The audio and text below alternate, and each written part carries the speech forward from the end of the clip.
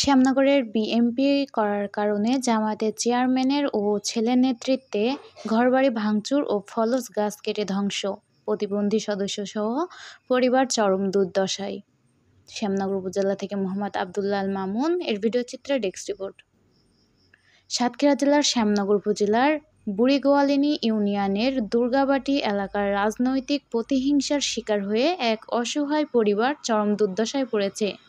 অভিযোগ উঠেছে, বিএনপির সমর্থক হওয়ার কারণে স্থানীয় ইউনিয়ন পরিষদের চেয়ারম্যানের হাজী নজরুল ইসলাম অনুসারীরা ও চেয়ারম্যানের ছেলে আব্দুর রহমানের নেতৃত্বে পরিবারের ঘরবাড়ি ভাঙচুর ও ফলস গাছ কেটে ধ্বংস করেছে।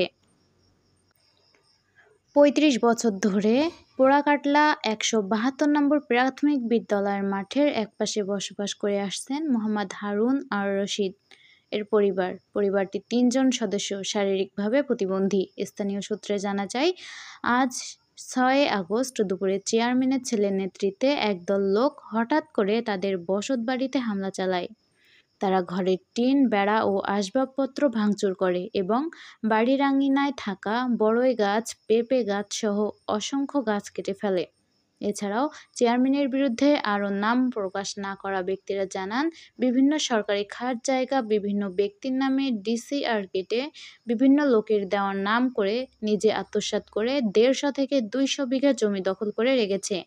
এমন অভিযোগের ভিত্তিতে চেয়ারম্যানের কাছে মুঠোফোনে জিজ্ঞাসা করা হলে তিনি বলেন, এসব নিউজ করে কিছুই হয় না, যা ইচ্ছা তাই করেন এবং দৈনিক সাতক্ষীরা দিগন্তের প্রতিবেদকের সাথে অসহ্যজনকমূলক আচরণ করে মুঠোফোনে এবং আরও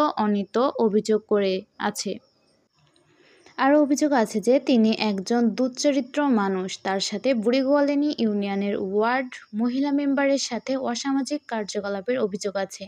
ভুক্তভোগীরা বলেন, আমরা নিরীহ মানুষ, দীর্ঘদিন ধরে এখানে বসবাস করছি।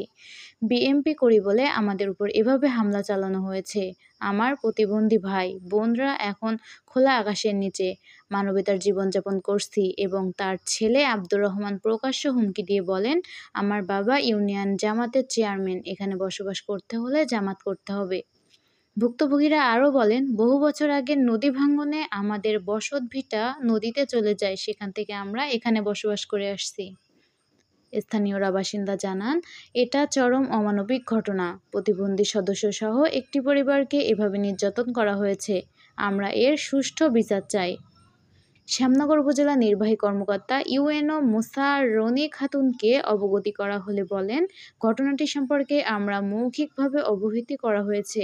লিখিত অভিযোগ পেলে তদন্ত করে প্রয়োজনীয় ব্যবস্থা নেওয়া হবে।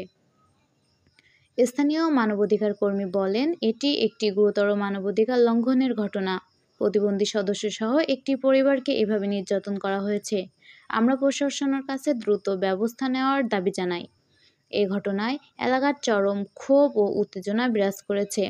স্থানীয়রা দ্রুত দোষীদের গ্রেপ্তার ও শাস্তির দাবি জানিয়েছে। সাথে আছি সাদিয়া, দৈনিক সাতক্ষীরা দিগন্ত।